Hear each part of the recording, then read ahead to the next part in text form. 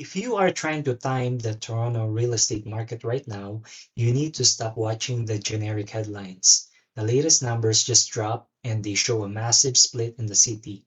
Sales across the GTA are actually up 9.4% compared to last summer, but new listings are down 12.94%.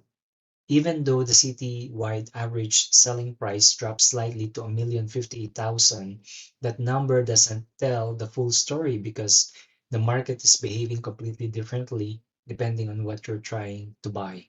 We are living in a tale of two markets.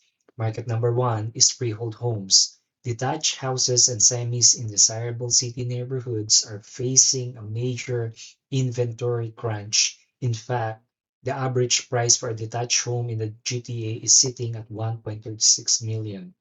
If a good semi-detached home hits the market in a walkable area, it's often clearing out in under 20 days. And competitive offers are back. If you are selling a freehold home right now, you hold a lot of the cards. But market number two is the downtown condo segment, and it tells a completely opposite story. While carrying costs have returned closer to pre-pandemic levels, condo sales actually surged by 14.3% last month as buyers recognize the value. The average price for a GTA condo is now sitting around $630,000 and units are averaging about 42 days on the market from start to finish. If you are a first-time buyer or an investor looking to get into the market, this is your playground.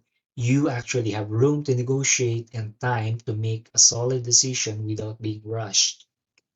The bottom line is that real estate is hyper-local right now.